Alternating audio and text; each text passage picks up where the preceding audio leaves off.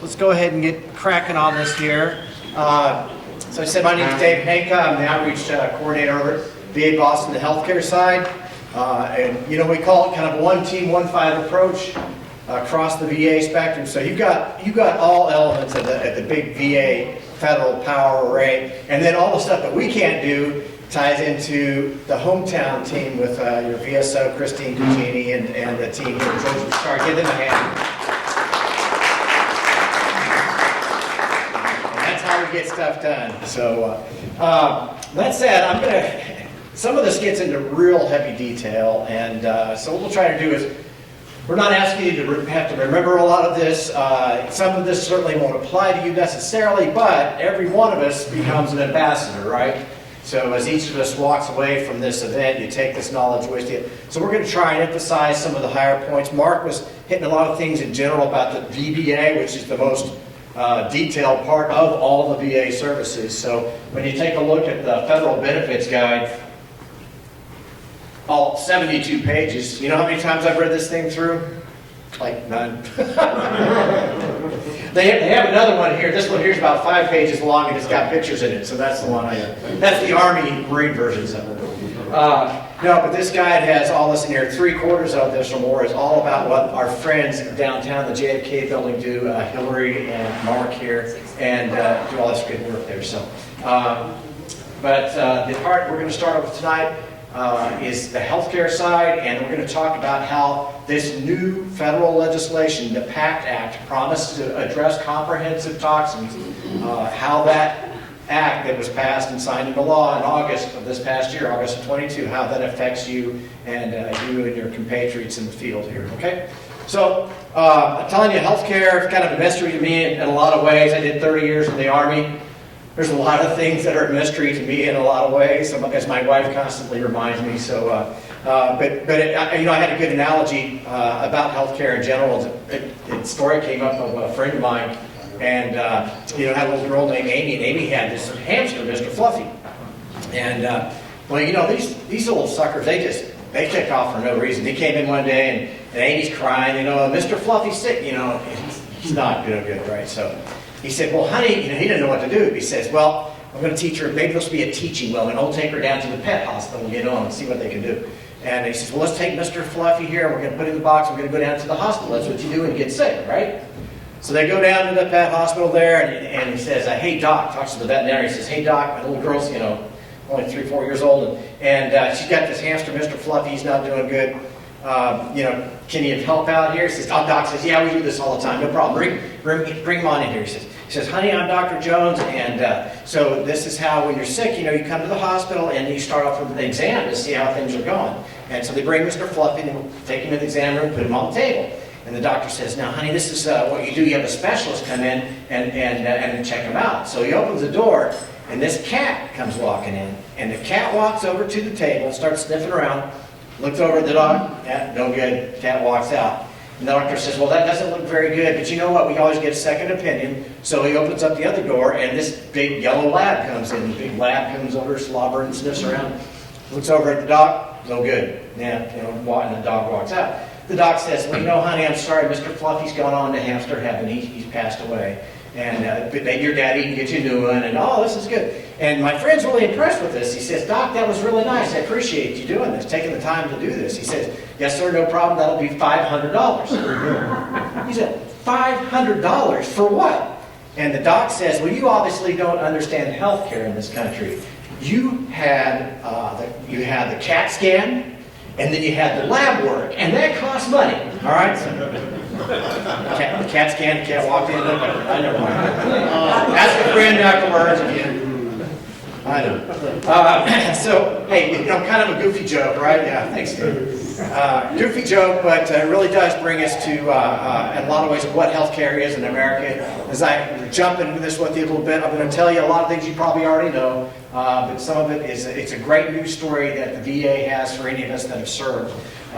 So as we go in here tonight, we already just to let you know, we're going to talk about the healthcare part of this. Then we'll go into talking about the toxic exams and the registries for anybody that's served. And Kevin Burrell from the Vet Center will talk about the Vet Center mission, and then he's going to get into talking about this toxic exam registry.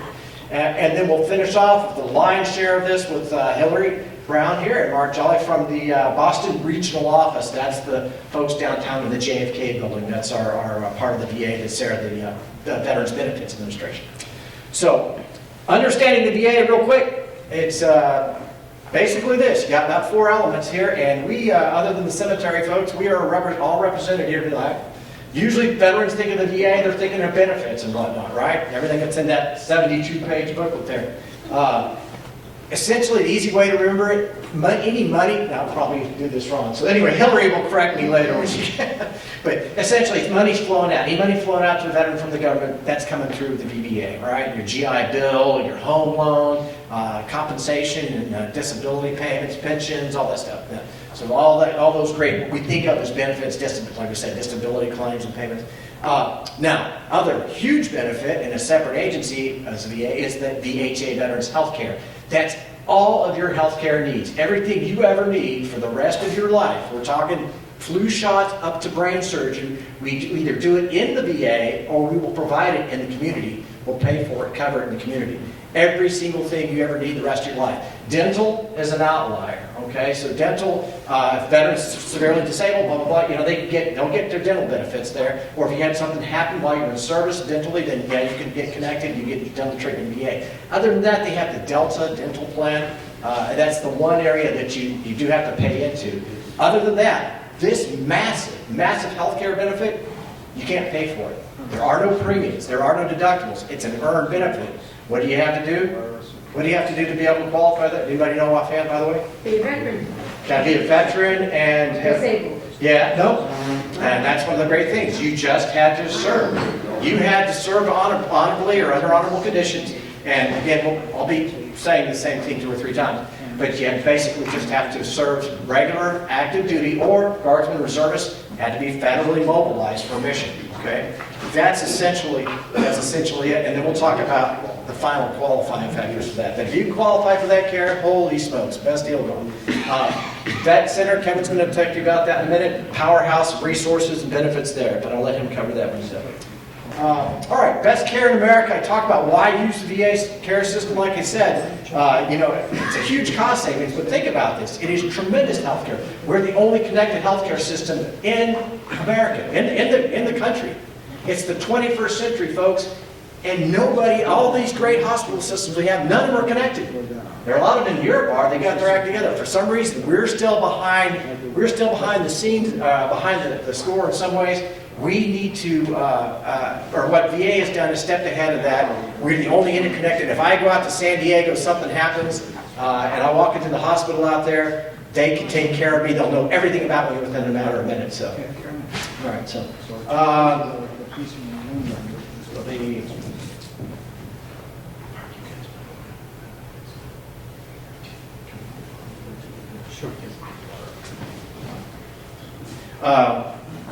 all right, so your coverage stays with you for the rest of your life. Everything you ever need, you're set. And again, if we don't have it, we'll find it for you in the community. But here's the great thing. As they've done surveys, exams, etc., and gone around, you know, checking, you can ask any number of vets using healthcare, using the room, how do you like it? And I'll tell you, 95% or more are going to tell you, if they're using the healthcare system, they'll tell you, I love it, it's great stuff, or it saved my life, I love it to death. So I got a 97-year-old World War II Army Air Corps father. He and my mom are both hanging out, both 97. They met at the USO, right? So God bless the USO. But he is 97 today because the Kansas City VA gives him tremendous health care. He had never touched health care until he started to lose his eyesight several years ago. Did not know what he was going to do. We didn't know what he was going to do. We thought he was maybe going to check out. It was getting really scary. And we said, well, what about the VA? Wow. They had done everything for him, just changed his life completely. And just a massive, massive blessing. But you step in the VA, you've got all these great benefits and services. You find about all the activities going on and what the towns are doing here, etc. The bottom line, it comes down to it's great care, tremendous care. A lot of our physicians are the same folks that are in the hospitals around here. So when I finally got qualified to use VA care, for example, I have the same doctor I had at Mass Eye and Ear. I had the same guy that I was getting my treatment from at Mass Eye and Ear when I was using my great Blue Cross, Blue Shield healthcare system. Oh yeah, I had great insurance, or so I thought. Guess what, folks? That ain't nothing compared to what you have if you have VA, if you can qualify for VA health care. I use the same doctor now, I get the same treatment, I'm paying almost $0 compared to what I was paying for the deductibles that I was getting charged by my insurance company, for the deductibles, the extra fees, the extra costs that they tack on. VA doesn't play the game, the government doesn't play that game. So it is a powerful, powerful benefit if you can, if you're able to access it. And that's the thing, you have to serve honorably. It's not you can't purchase it. So if you've got a service-connected disability, you are walking the door at the VA. If you've already gone through the folks and talked to Mark or anybody there, you put in a claim, and you've got a service-connected disability, you're absolutely gold card access. You get to walk in and use VA healthcare. And that is a big thing when it comes to another challenge for us. Eyeglasses, hearing aids, all that stuff virtually for free, the VA. You can't beat it. You don't have to give up other doctors or their insurance, especially if you have families. It just covers you as a veteran. It doesn't cover your family unless you're seriously disabled or severely disabled, then it does cover your family as well. However, it does so much for you in the sense that the more of us that use it, the stronger it is. Because that's how we start off, right? You start out basic training, you enter service, and you find it's not about me anymore. It's about that person on my left and my right, that soldier, sailor, airman, marine, coastie that I'm serving with. It's about getting the mission accomplished, but it's about taking care of them first, right? About the folks around me. Then I worry about myself. So you come back in from a mission from the field, or you come back from the flight line, first thing you're doing is doing what? Everybody has been in here. What's the first thing you learned in the military? Before you got to go eat chow or go to the movie, you just do whatever, you know. First thing you do is take care of your gear, your equipment, your weapons, the communication system, whatever you've been tasked with. That stuff is squared away first. Preventive maintenance, right? Well, guess what? Preventive maintenance kind of sounds like preventive medicine. So it's the same thing. You've been given this operating system, and that's what you're doing by using VA care and using your health care in general. But you get in there, get that regular preventive maintenance done, and the VA offers that for you at little or no cost health care. So anyway, tremendous things. Folks get the idea, well, it was better, when I was in the military, it's not so great, I'm going to get out, I'm going to get great health insurance. It's the same care that you're going to get anywhere else. Like I said, most of our doctors are split between Tufts and BU and anywhere across Harvard Medical School, and they're also at the VA. I asked my doctor, why do you practice here too? You've got one down the hill, or over there at by Mass General, but you're practicing at the VA. Why is that?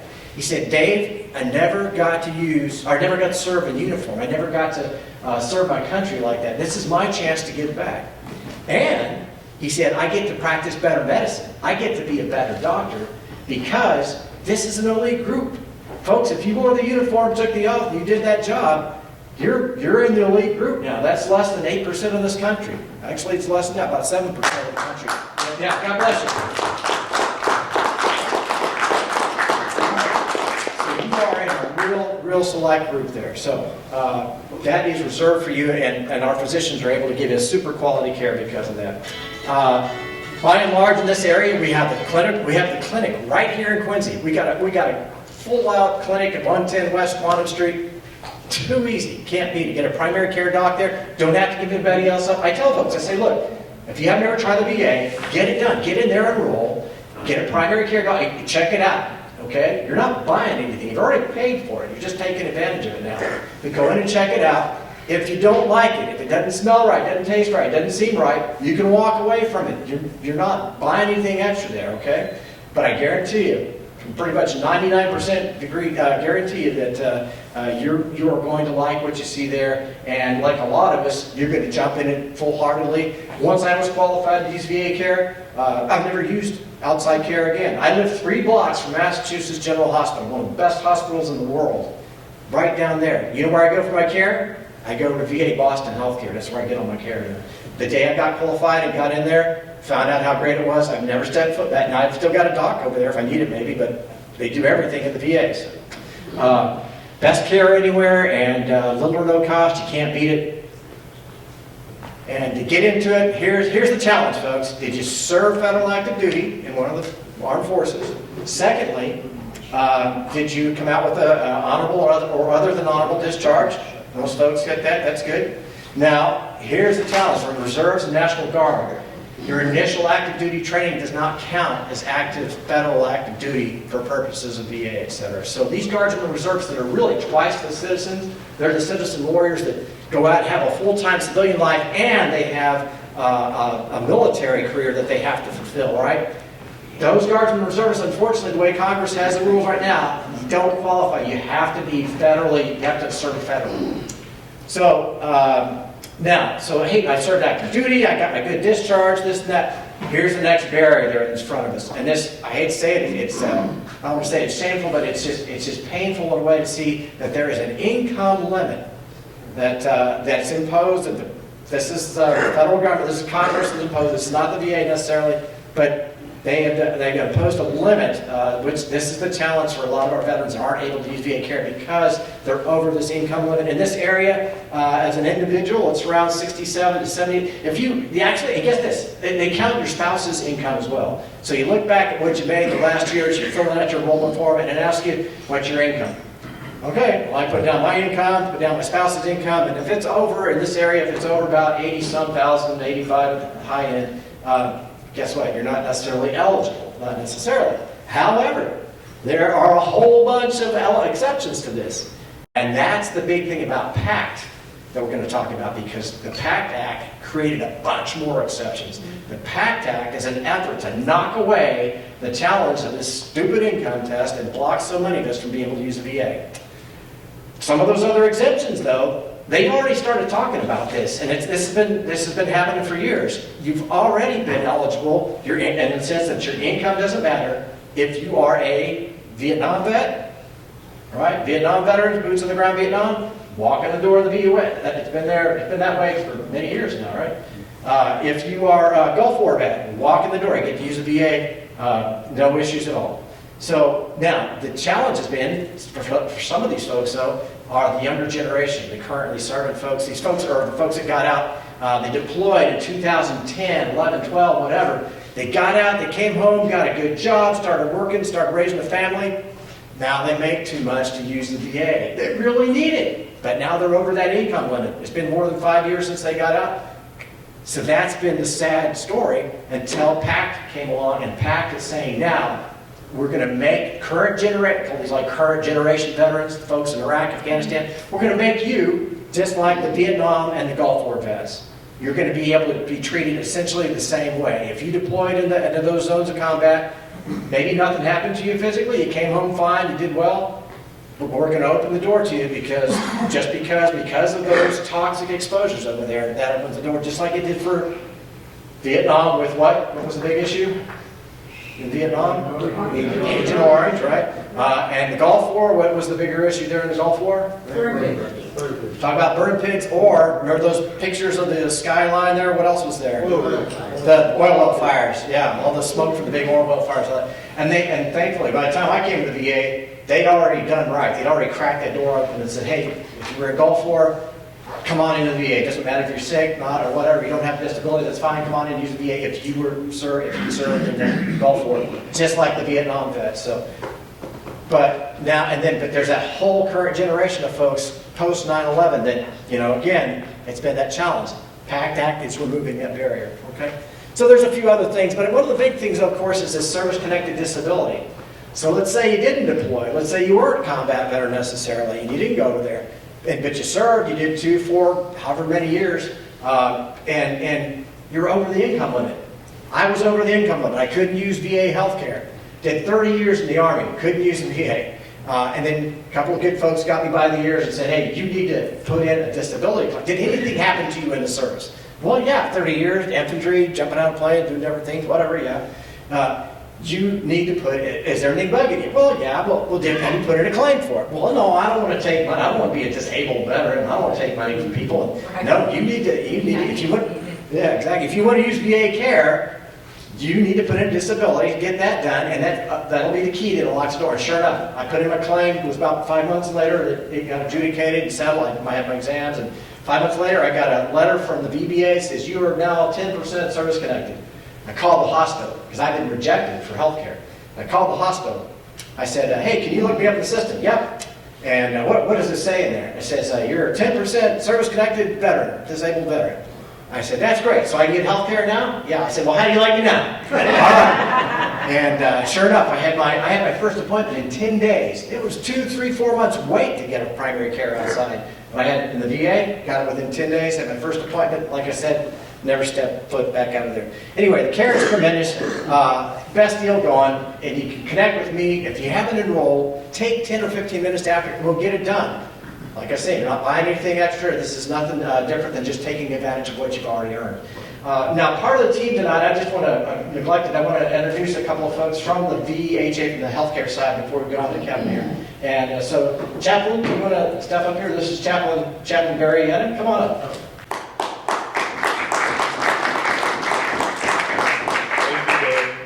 Hello, everybody. Good evening. How you all doing? So we are very excited about this new PACT Act, and I hope we can all take advantage of it. We've been praying that this will come through for everybody. And so think of us if you are dealing with anything spiritual that we can help you with. If there are things that you might want to process, you know, we talk about moral injury and other spiritual struggles. Think of us. And once again, my name is Barry, and God bless you all. Thank you for your service. Just like the armed forces, the VA is our cousins. Two of the two biggest agencies in the federal government.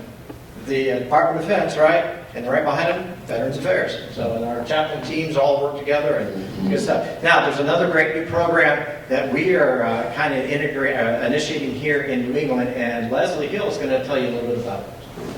All right, hi y'all. So I'm Leslie Hill, I'm a clinical social worker. I'm actually under the Military to VA program, so it's a transitional service. And actually, when I do case management screenings for these folks, I mentioned the PACT Act and how important it is, meeting with our environmental specialists. A new initiative is called the Veteran Sponsorship Initiative. So this is helping folks while they're still active duty. They're getting matched with a volunteer, and then myself, the social worker, I'm calling them to discuss, filing their BDD, and also what's available VA-wise, what's available in the community. Because a lot of these folks, they get out and they're like, I don't know. I've been calling people 6 months in advance, and they're like, I don't know what's a veteran service officer, what's a claim? Starting that process is really crucial. So part of the program that I'm a part of, we're actually looking for volunteers, and Dave is going to be helping me facilitate an in-person training.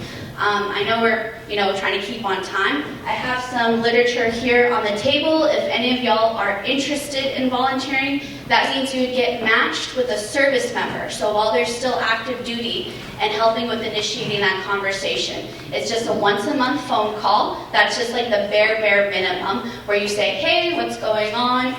What do you need help with? That sort of thing. And then me, the social worker, since I have access to medical records, I help them with that. So it's this partnership of people out in the community, such as yourselves, and then me, the social worker, with the government, helping on that end. So like I said, there's literature here. If you guys are interested, feel free to come up. If you have any questions, I'm willing to talk to y'all at the end of this conversation, if we have time.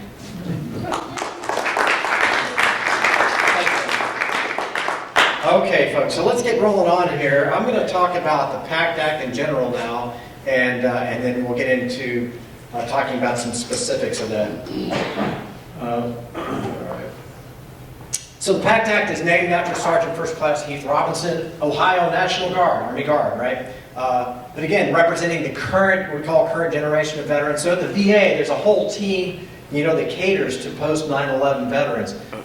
There are a number of folks, there are a lot of Vietnam groups, particularly at the vet centers, but then on the healthcare side, there's some therapy groups and work groups. But a lot of, there aren't necessarily a lot of specialized groups. It's like women veterans, again, top of the line care. I tell you, dedicated clinics, it's a great place to be. If you're a female veteran, you're going to get everything you ever need there. But post 9/11, understanding there's a lot of these guys and gals, these kids that went out and deployed, and I say kids, and some of you here have been there, but we're in this group. But again, not knowing, folk coming back from World War II, Korea, and even Vietnam, you had an idea, I need to go to the VA, right? It's common sense. A lot of the current generation veterans didn't understand this, so the kids coming back in 2005, 6, 7, 8, 9, 10 weren't necessarily coming into the VA, so that's why we created this outreach. But so this PACT Act kind of focused on the extensive toxins that a lot of these folks, a lot of us are exposed to now in modern warfare. But it also reaches back. It's a broad reach. It actually goes back to any living veteran that might have been exposed to anything. Anything. Cleaning solvents. I'm going to get into Kevin's bit here a little bit. But any kind of thing that you might run across while you're in. It's not necessarily just this presumed list, but it can be any number of things. So it opens up a whole can of things, and they're working through that. But they'll talk about, the VBA folks will talk a little bit more in detail, and Kevin Burrow will talk about that too.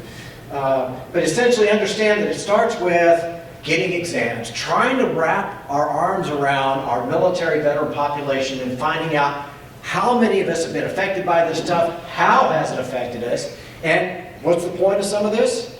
Kind of goes to our warfighting capacity in the future. So we know what we did wrong in the past. We shouldn't be burning that stuff, or you shouldn't be jumping in the solvent tank to clean your weapons. You should stand there with gloves. Anyway, common sense things. So it goes towards future warfighting, but it also goes towards taking care of our veteran community and getting an idea of how widespread are these toxic effects. Okay, so that's where Kevin's going to talk about the exams and some of that, but that's part of just connecting the dots. And that's what the scientists and research people do at the VA, huge research departments, particularly Jamaica Plain VA, the top few floors, all research folks, and they connect those dots and give us a good picture of what's going on in the veterans community. Okay, so toxic exams, PACT Act then goes into expanded VHA, Veterans Healthcare. Remember I talked about how it knocks away that income, that stupid income requirement, makes that null and void. That's the big thing there. Then it gets into the bulk of the stuff, the meat of the stuff is what Mark and Hillary are doing at the VBA, and they're going to talk about that, about the expanded claims and all that. And as a side note, there are several other things that pumps money into the VA to help build new facilities and research and so on and so forth. But that's kind of it in a nutshell. I'll hit this stuff. This is a big eye test here. Don't worry about it. Essentially, it just says it's creating 3 new categories of veterans. And basically, it's opening up that window. Where before, it was Vietnam vets, Gulf War vets. Now they're saying post 9/11 vets and a whole bunch of other folks. If you were deployed to Bahrain, Kuwait, Oman, Qatar, any number of these places, Somalia, you now may be completely eligible for care and benefits for all these things. I won't read the list of countries, but it's all right there. And they're gradually opening us up, so some of it's being phased in. So they're starting with 1990 there, and you see that from 2001. So that's why those dates are on there. But the point is, it's a fight sometimes to pry that money out. I think it's a shame, it shouldn't be, but they're fighting to pry that out and open that gate wider and wider for veterans to use the care. So you can see all this is showing that the Act actually gives gates that are the doors gradually opening farther and farther. They're including more and more veterans across all eras back there. That allows you to be able to use care, etc., and of course put in for disability claims. All right, that's kind of it. That's the really detailed stuff. This first window that's open now, this is open till this coming October. The fiscal year, the government fiscal year starts 1 October. So through the end of September, any veteran that got out between, what's that last line there? Anybody who was discharged or released between September 11th of 2001, 9/11, and they got out between then and October 1st of 2013, that's the first big gate opening here. I got a whole bunch of veterans over the last several years that tried to enroll in VA care, and like me, they said, oh, sorry, you make too much money, and they've been rejected. Now we're going back to our records. We're calling all those people saying, hey, guess what? We see that you got out, you served during that period. Your income doesn't matter anymore. You get to come in. So that's exciting, great news that we're making the effort now to go back through our own records. But anybody you know that might apply to, that's just great news. And that gate is just getting wider and wider over the next few years. Okay, Vietnam eligibility, again, places that, this door's already been open. It's been great. Vietnam vets already walking the door. But what about Thailand? Anybody serve in Thailand? Yeah, got a couple of folks I was talking to. So that's been kind of, but they're clarifying that. Anybody serve in Cambodia in 1969, which We weren't there, right? Or, I'm never sure about it. I was told, but apparently we were there. Somebody was there in the military, and so now they're saying, yep, if you were in Cambodia during those 2 weeks, So it gets in that kind of, I'm talking that level of detail. So you do want to look at this. By the way, this information sheet, this has got a lot of that stuff on there. Kevin's got some sheets, and we're glad to give you, you don't have to memorize any of this, okay? But it just gives you the idea. They're really trying to open that up. All right, Kevin Burrow, you want to come on down here. 82nd Airplane Gang, former associate, and I'll flip through there, or let me do that. All right, thanks. Like Dave said, my name's Kevin. I'm with the Brockton Vet Center. If you're not familiar with the vet centers, I'm going to tell you a little quick overview on those. I said I'm out of Brockton. We actually have one down here in Boston as well. There's over 300 of them across the nation. The vet centers was started by Vietnam veterans back when Vietnam veterans weren't getting the service that they deserved when they came home from Vietnam. They got together and helped each other. Churches, YMCAs, any place they could get together and meet, they met up. Well, the VA finally kind of pulled their heads out of their butts and said, hey, we got to help these guys. We got to treat them the way they deserve to be treated. And they got a charter through Congress in 1979.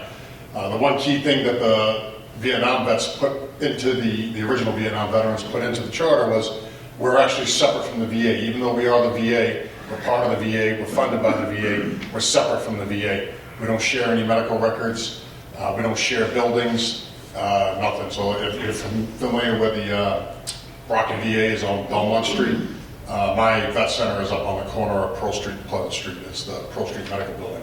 We're in there, Boston. They're not in Jamaica Plain or West Rocks. They're over in the Seaport District. So we have our own spaces. Key thing, again, is we don't share information with the VA. We can see VA records. They can't see ours. It's all about confidentiality. And then the other big key thing, even though we advocate for it and we think you should enroll, you don't have to be enrolled to use our services. Again, there was a lot of mistrust back in the days. Thankfully, that's all gone now, and the VA's come a long way since then, a long way. So we still don't require anybody to be to enroll. Now, to qualify for the vet center, it's a little more stringent than what Dave had up there on the board. And I kind of like to read it off here so I don't miss anything, but it's really not that hard.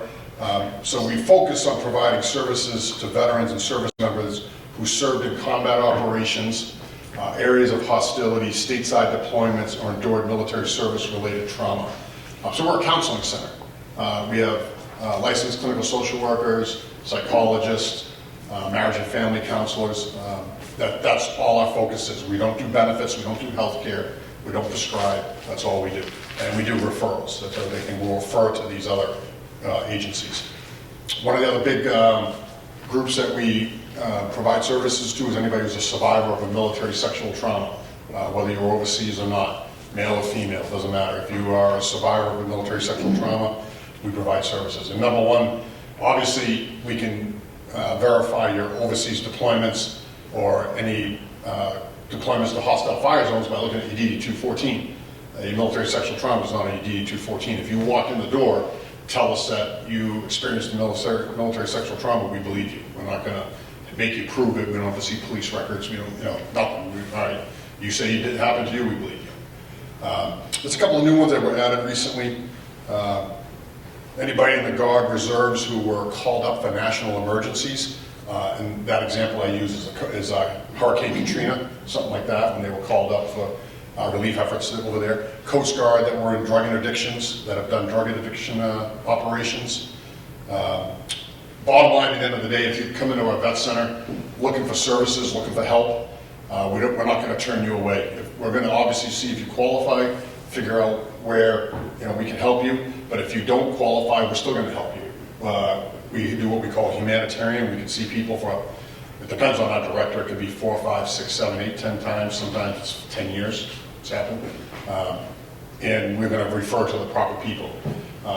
One of the big benefits that we tell people is if you have experienced a trauma of some sort, seeing one of our clinicians is a great way to provide the evidence you need when you file your claim with the VBA. All right, we don't file claims, we're not expert on claims. We do refer to all the great town VSOs, the actual VBA themselves, and the NSOs, the American Legion, the VFW, DAV, any of those. We have contacts within all of them. But we're not experts in that, but we are experts in providing evidence that says that whatever you're saying happened to you, happened to you. So that's a little bit about us. And I tell people, remember the old Hair Club for Men commercials? I'm not only a client, I'm also the president. I'm not only president, I'm also a client. So I got out of the military. I served 17 years in the Army. I was wounded in Afghanistan, and I was medically retired. 2 tours in Iraq before that, and I found my way in a vet center, and they helped me immensely. So that's kind of obviously one of the reasons I come out here and do this job, is because I believe in the mission. Number 2 is, it's, again, I worked there, and I was also a client at one time. So I believe in the mission, just like the VA, as David said. I 1,000% believe in the VA. I've never had better health care. I've had multiple surgeries and all kinds of stuff, everything at the VA, and they've been nothing but the best health care. I don't even use my my military retiree TRICARE. I don't even use it. I think I've been once in 12 years since I've been out. So, but that's enough about the vet center. I have more information over here if anybody wants any information. If you have more questions about the PACT Act when we get to that, I can help with that stuff too. I also want to point out that I am one of Greg Russell's best guests on his radio show, so you should.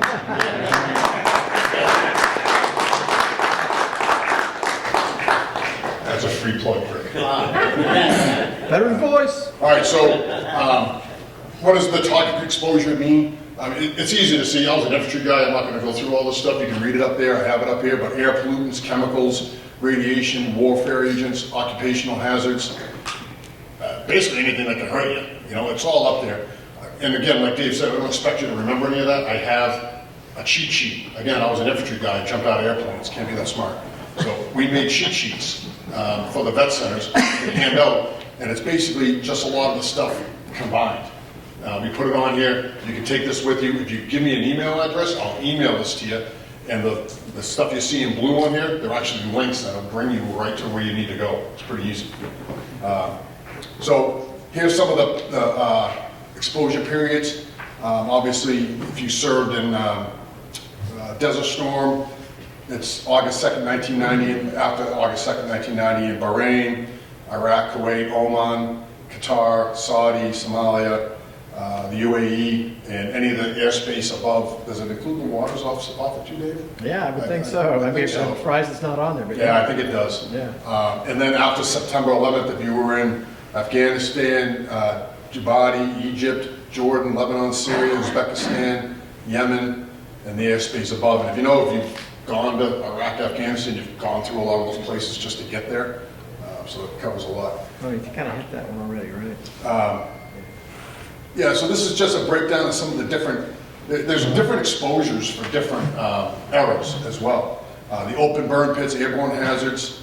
Then you got the Gulf War one, which is oil well fires, Agent Orange, Vietnam, radiation is some of the different weapons, weapon systems that we've used. Nuclear weapons is kind of an extreme example, but there's other depleted uranium from Bradleys and stuff like that, from Bradley fighting vehicles. The Camp Lejeune, contaminated water. Again, if you've had any of this stuff, don't hesitate. One of my best friend's dads passed away from liver cancer from Camp Lejeune water, and he had gone about 2 years prior, received all his VA healthcare, got everything through the VA. His widow now receives her DIC compensation, so it was pretty important that we got him in. This was a guy that served in Vietnam and never used the VA up until the Camp Lejeune water thing, and he got liver cancer. And it took a lot to get him in the door. Basically, had to drag him in there, but once he was in, he was great. So there's, like I said, several different registries. Again, that's all in my cheat sheet right here. You can come up and grab one of these, and we'll go over that. You can connect with the environmental. This went too fast for me. All right, you want to go back? Yeah. So you can connect with the environmental health coordinators to take registry exams. So let me tell you about the exams. I've been through the exams, all right? If you haven't been through the exams yet, if you're thinking, well, should I do it or not, just go do it. I did it.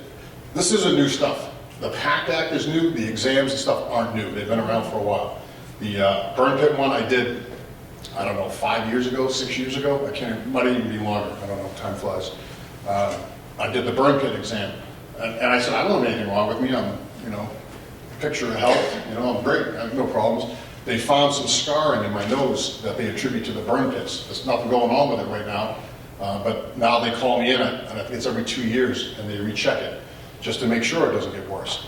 I didn't even know it was there, and also, I have some sinus stuff. I was in an IED blast, and my face got smashed too, so I knew I had sinus stuff, but I didn't know about the scarring and stuff in there that attributed to the burn pit. So even if you were there, you think nothing's wrong with it, sign up. This thing, again, if you want this sent to you, if you give me your email address, I'll email this to you. The link will work, and you can sign right up. Did you go to the next one there? Yeah. So again, the Airborne Hazard Burn Pit Registry. So these slides, those are all links on there, so good luck going up to click it right now. But again, that's all on this right here. So you got the Airborne Hazard Burn Pit Registry. It's actually very easy. You sign up within a couple days, somebody from, I think they come out of JP, I think that's what the team is. They contact you out of there. I had my exam in Brockton. I did my exam over in Brockton. Again, Agent Orange, Gulf War, depleted uranium, and I didn't even hear about this one, so I learned something the last time we did one of these. I didn't even hear about embedded fragments. I didn't even know about it, never even heard about it, so I'm assuming that means bullets and stuff like that, and it's funny as I think I need to get on that one too, because I didn't even know about it, but I think I need to get on that one. So if you don't know until you check it out and see if you're qualified. And these right here, these are the environmental health coordinators. So if you have a question that were in regards to any of this stuff, if you say, well, hey, I was in Vietnam, I'm not sure if I qualify, the guy in Boston, up in Bedford, and then out in Western Mass. Those are your points of contact right there. Those are the people you call. They're the experts, all right? We're experts in a lot of things. I'm not 100% expert in all this stuff. I just know the right people to contact. Like, remember when they told you in the military, you didn't have to know everything, you just had to know where to find it, right? You don't have to know everything, just know where to find it. So this is where you find it with the experts up there. But again, like I said, I'm Kevin. I'm over here with the Vet Center. I have information about a Vet Center. I have this right here. I know a couple people came and signed my book. If you want to come back and write your email address in there, I will email this out, and you'll have all the links to it. It's a little more user-friendly. You don't have to take a picture and try to type this stuff out, and maybe you get it, maybe you don't. I don't know. So that's next. Yep. So, all right, that's it for me. I try to keep it short and sweet.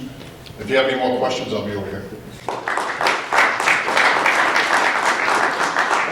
now we're at the final phase of the presentation tonight, but this is the piece de resistance for a lot of us, talking about putting in disability claims and a lot of the meat of what we think in terms of VA benefits, et cetera. So you have two excellent specialists that come out of the Boston regional office there. And I'm sorry, everybody looked discombobulated there in the beginning, but so you've heard probably some of it already, but I'm going to turn it over to Mark Jolly and Hillary Brown here from the Boston regional office. Thank you for being here, folks. Give my hand. Hi, how's it going again? My name is Mark Jolly again. I'm an RBSR, so what that means with BDA is that I make legal decisions that grant or deny benefits. These slides have been awesome. So as far as like presumptive locations and stuff like that, I don't even really need to provide you with them because the information that you're receiving inside these things is the same thing basically that I have to offer. What I do, but there is some stuff that I want to talk about because this is important because I hear this from a lot of veterans. So one of the things is I make legal decisions, so I'm not actually coming into the contact with the public much. In fact, this is my first time speaking period in this capacity. But one of the things I hear from a lot of people is nobody gives a crap. This is being done to deny benefits. It's just a kind of a game that the VA plays in order to just pretend that they want to help, when the reality is all they're going to do is deny. I hear this a lot. Ladies and gentlemen, I can tell you, I do the job. That is, nothing could be further from the truth. I understand that a lot of people who are more advanced in years, when people got out of the military and you went into VA and you asked either for medical or something like this, and you basically were told he's a Band-Aid job. Nothing is like that now. It's changed. VBA is a very different beast. When you apply for benefits, we have people all over the country, thousands, literally thousands and thousands of people over the country. We're going to get your claims, we're going to get your records, we're going to request your private medical records if you have them, and you've given us permission to get them. Also, like, we can't go into the vet center records, that is true. However, let's say, for example, you've been being seen for mental health problems at the vet center, and you give us permission to request those records, we can get those records from them as well. We just need your permission to get them. So we can't go into a vet center and get them on our own. But if you give us permission for that, we can absolutely get those records in support of your claim, okay? So how do I usually do this, right? So how do I apply for benefits? So look at me, Mr. Mann, right? Been doing this for a number of years. I have a POA. I strongly recommend getting a POA, a power of attorney, Legion, DAV, whoever, who's going to help you with this claim. Why do I say that? Because there are so many times when people will not ask for help and they'll unintentionally hurt themselves when they're filing a claim for benefits. It's just because you're not experts at this, because you're not supposed to be experts at this. You know, you have people out there, though, who are. That's what they do for a living. You can either come in and see us in public contact in the JFK building. You can see a local town rep, or you can see somebody from another organization to help you. I strongly, strongly, strongly recommend doing this. Putting your trust in those people to be able to file those applications for benefits for you, just because it'll make it easier for you to get found service connected. Please don't do it on your own. I can't stress that enough. It'll just make your life so much easier. The thing is, too, there's a scene from, what's the name of it? Jerry Maguire, old-timey movie, came out like 1 billion years ago. And in that movie, there's a scene where Tom Cruise is going like, help me to help you, help me to help you. And there are so many times when I look through an application for benefits and the veteran isn't helping me to help them. And it's because they've done it on their own. You know what I mean? And we try very hard to help out. But it's really good when you have somebody in your corner who's an expert at it. So what can they do? They can see, so we have, over here on my computer, I can access your records, right? If you've applied for benefits in the past, or even if you haven't, I might be able to access those records as well. But we have access to those records through a program called VBMS. You don't really need to know that. But what you should know is, when you go in and talk to one of your POAs, guess what? They do too. So they can help you with that. They can look at this stuff. You don't need to come into VA and ask one of us to go out of the way and like show you all these things. You can go in and talk to your power of attorney, and you can get them to be able to access the same records that we have access to. Okay? That's a huge, huge plus. So and they're in your corner. So this is me. I work for the federal government, but as a veteran, I'm telling you, they're in your corner. They're helping you. I strongly recommend getting a POA. Okay? You don't have to. I said this earlier, but like, all you got to do is file that application for benefits. Okay? Forget about getting the records on your own. You don't need to worry about that crap. Don't worry about looking for your service treatment records, personnel records, trying to submit them. If you have them, please submit them, because they can only help you with your claim. But if you do, like most of us, if you don't have them at home at hand, just file that application for benefits. That's our job. We will go out and we will find those records for you. Okay? I mentioned this earlier. I want to go over this again. Please make sure that even if you were previously denied for something, and you still think that you should be service connected for it, we can help you with that, right? You can go to POA, come into us, talk with us, and then what we can do is we can review the benefits that you've applied for previously, because people don't remember them. You know, if you came in 25 years ago, you're not going to know everything that you applied for benefits for previously. So it's not possible. So what can happen is this. You can either come in and talk to us, you can talk to your POA, you can take a look at your prior rating decisions, which is huge. We can see what you were previously granted. I mean, you're going to probably know, hopefully know, but also what you were previously denied for. And if you believe that you should be service connected for those things, great. you can come in and apply for them again. Doesn't cost you anything, and it doesn't hurt. Another thing is this, like, please, please, please, if you got something wrong with you and you think it might be related to service, please don't play a hero and think I'm not going to go for that. Nah, it's not related. I mean, it's 40 years ago. I don't know. Forget about that crap. If you got something going on and you think it was related to your service, put in for it. That's really important. Don't play the hero. Go for everything that you can. All right? Yeah, that's a huge thing to stress. So I think I'm going to get off my soapbox here. Look, but I do want to say thank you again for coming out here. This has been awesome to see people. I'm very happy helping here. Also, I don't have a time limit, okay? So I'm happy to help people if they need help, and there is no, I can stay till whenever. So people need help and they want it, I'm happy to help out, okay, guys? Okay, thank you very much. A couple quick questions for Mark. I think I had a couple questions for you. Yeah? You might want to mention, so there's been a lot of claims now since the law's been passed. Oh, yeah, definitely. So we've had a huge uptick in the amount of claims that have been filed. And we've also been going through a huge hiring in order to handle those claims. Good gravy. It seems like we're constantly having new people coming in order to handle this. Because it's important to make sure that when you file claims, you're not going to wait forever, right? Nobody wants that. But this big hiring means that we're anticipating we've already had a really big number of claims coming in anyway, and we're anticipating more. And so with all of these people coming in, we're hoping that's going to streamline the process and make sure things will go quicker for you guys. In addition, men and women, excuse me, please. In addition, some of these claims processes are being automated, which means that will hopefully also speed up the process. And please also, don't play the hero and think, I don't want to overwhelm VA. So don't think that ever. Just put in for it, okay? We got people here who want to help you, who are being trained to help you, who have been trained, who have a lot of experience to help.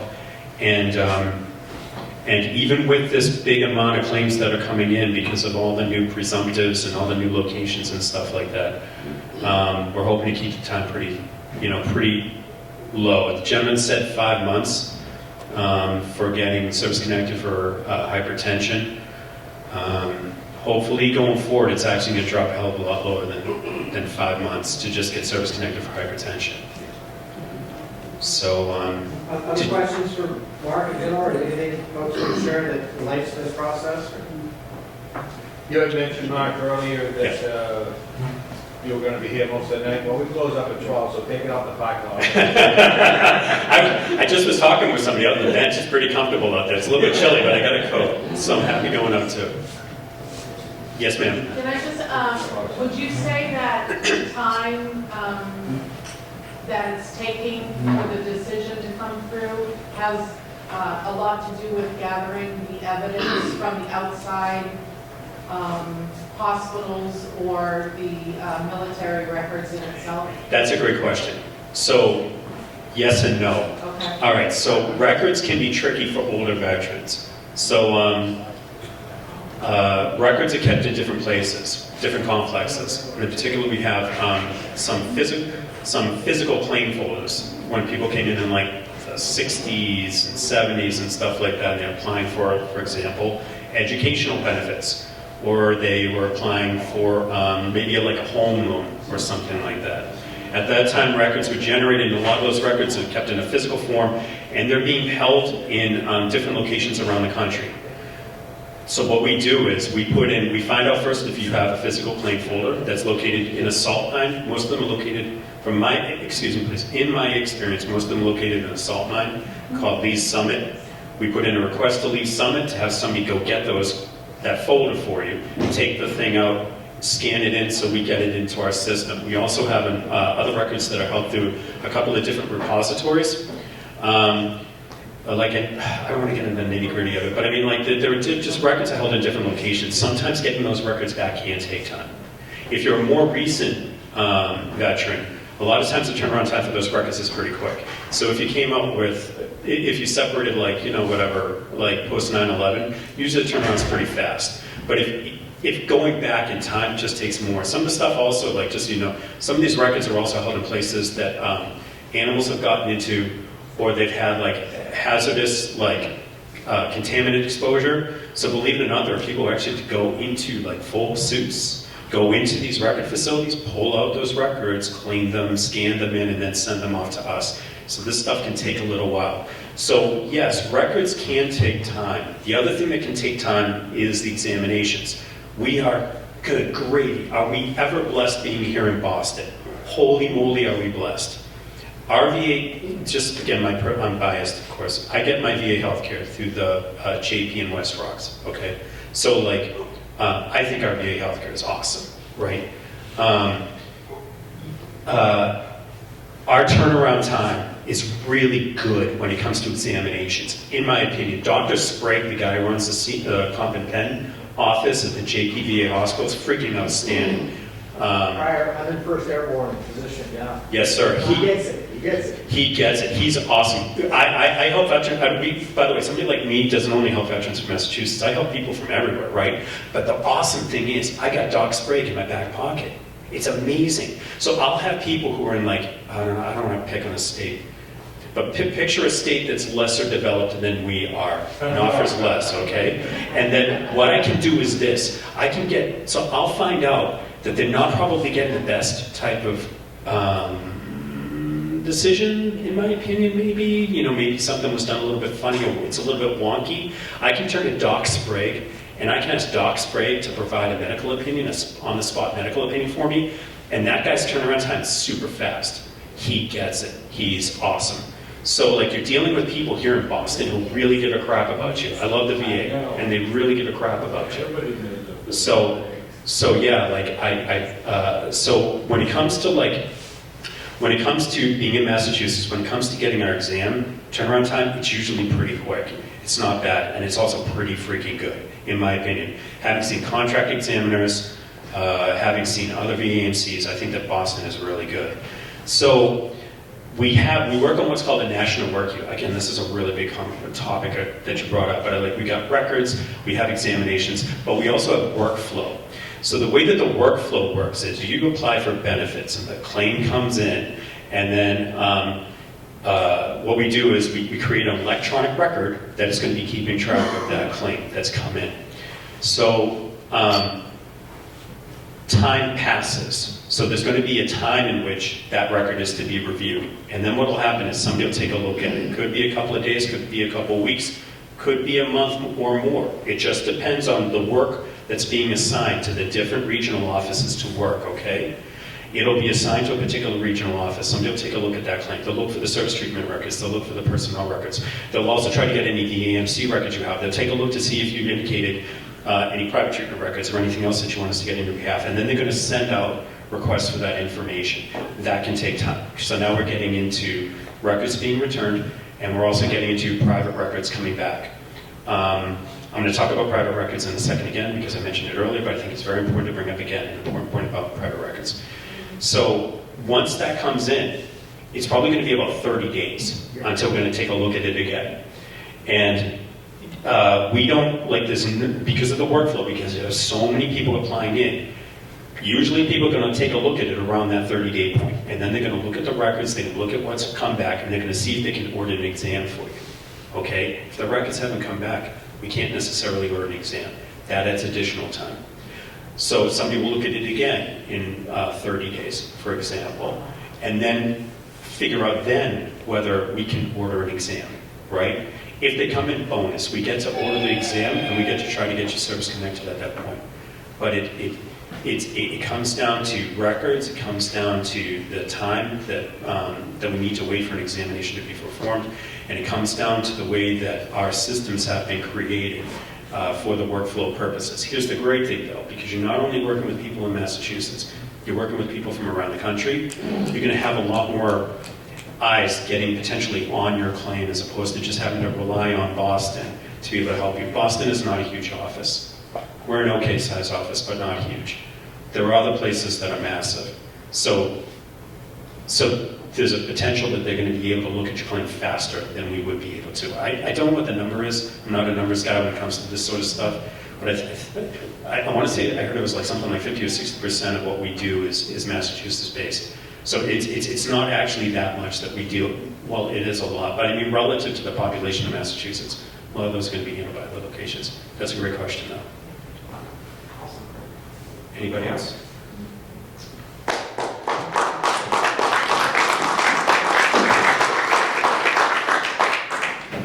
Nailed it. Hey, folks, I'm telling you, this is a great time to connect with the VBA. You do great stuff with healthcare, but the VBA a lot of times when you get some of those questions answered, it's somebody like Mark and Hillary that they can dig in there and find that out.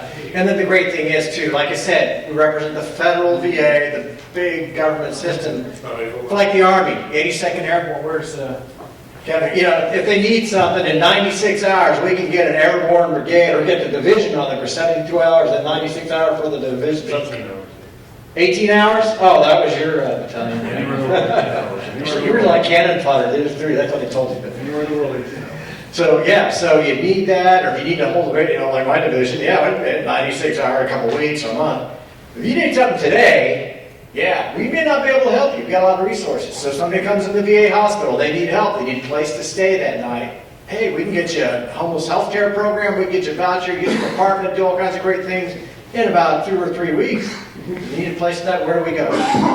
Town VSO, we go to the city of Quincy and all the towns around here, because our town veteran service officers had that power, they had a capacity, and we go talk to George and Christine and any other great VSOs, because the state and the towns are a powerhouse of resources. And so together, it's a one team, one fight approach, right? It's not just the VA, it's not just healthcare, it's not just anything, it's all of us working together. So very much appreciate that work that the city and the state does, combining their efforts with us. And then great organizations like the Post here, 294, right? So big hand for you, George. Thanks for Post 294.